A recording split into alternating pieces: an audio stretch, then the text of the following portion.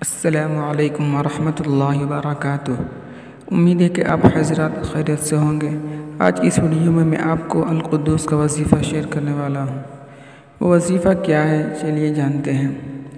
القدوس، پاک، جملہ غلطیوں کو عجیب سے پاک اور ہر قسم کی بھول چوک اور نقائص سے مبرہ، دن میں 100 مرتبہ 100 بار ورد کرنے والوں کا دل ہر قسم کی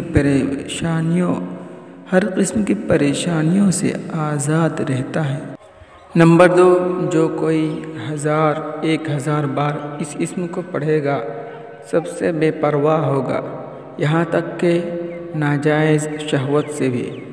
نمبر 3، جو شخص دشمن سے بچنے کے لیے بھاگتے وقت اس کو کثرت سے پڑھے گا، کثرت سے پڑھتا رہے گا، وہ محفوظ رہے گا۔ نمبر 4، جو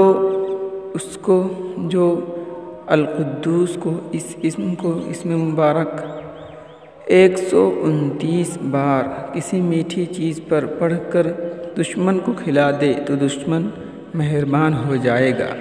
نمبر 5، جو زوال کے بعد 170 بار اس اسم مبارک پڑھے اس کا دل منور ہوگا اور روحانی امراض سے پاک ہوگا۔